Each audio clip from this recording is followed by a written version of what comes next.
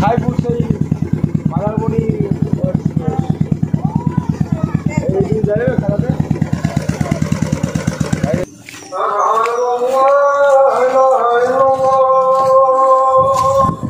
আজ আমি এমন এক অসুস্থ ব্যক্তির সঙ্গে আপনাদের সাক্ষাৎ করাতে যাচ্ছি, যেটা দেখে আপনারা অনুভব করতে পারবেন আল্লাহ রব্বুল আলামিন আমাদের কতই না সুস্থ রেখেছেন। ফাইনালি বাড়িটা খুঁজে পাওয়া গেল রমজান। হ্যাঁ,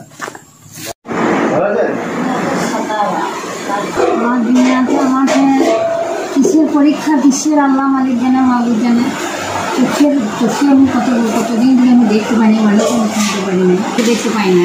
ওইটা দেখতে পাচ্ছেন যেটা অপারেশন হয়েছে, এখন যেটা অপারেশন হবে ওটা সমস্যা হচ্ছে। ঠিক আছে, ওটা কালকে অপারেশন হবে আপনার। বেড শুল হয়েছিল, ওটা ঠিক হয়ে গেছে।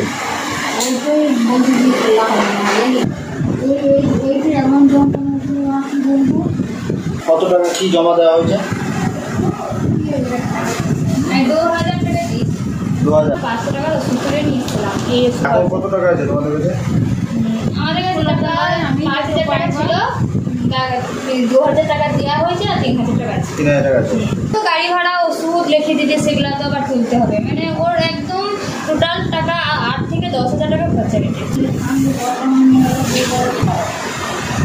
বেশ, ঠিক আছে, এটা ছেলে নেই, জি, আমি লাতনি, ওর স্বামী নেই, কোনো ই নাই, মানে সম্মানই নেই। মানে ও যাই 30-35 বছর থেকে পড়ে আছে, ওকে মানুষের সাহায্যের জন্য শুধু জুড়ে আছে, ওকে দেখার মতন কেউ নেই। আমার মা অসুস্থ, আমার মা পারে না ওর সেবা যত্ন করার।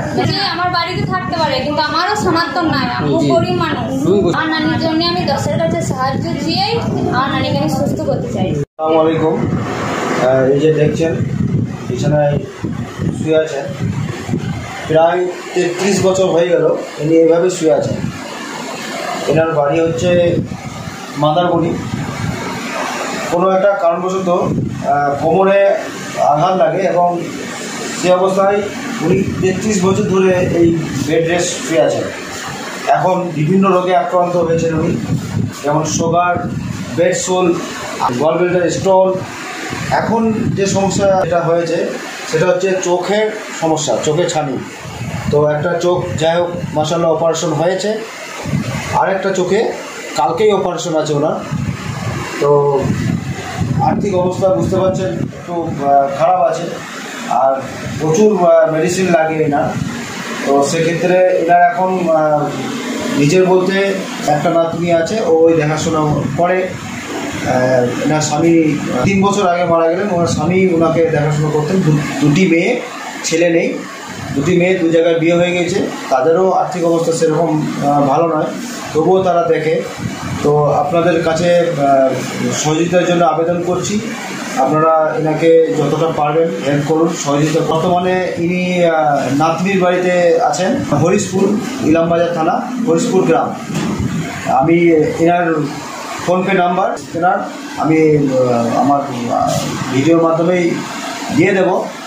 আপনারা যদি হেল্প করতে চান আমার সঙ্গে যোগাযোগ করতে পারেন, আমাকে ফোন করতে পারেন। আমার ফোন নাম্বারও আমি দিয়ে দিচ্ছি, ওদেরও নাম্বার দিয়ে দেব, ওদের সঙ্গে ডাইরেক্টও আপনারা যোগাযোগ করতে পারেন। তো সকলেই এগিয়ে আসুন, এই মহিলার পাশে থাকুন, আর ভিডিওটা বেশি বেশি করে শেয়ার করুন।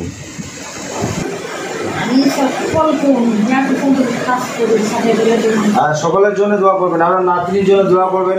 আপনি আপনার নাতনি আপনাকে অনেক সেবা করবেন।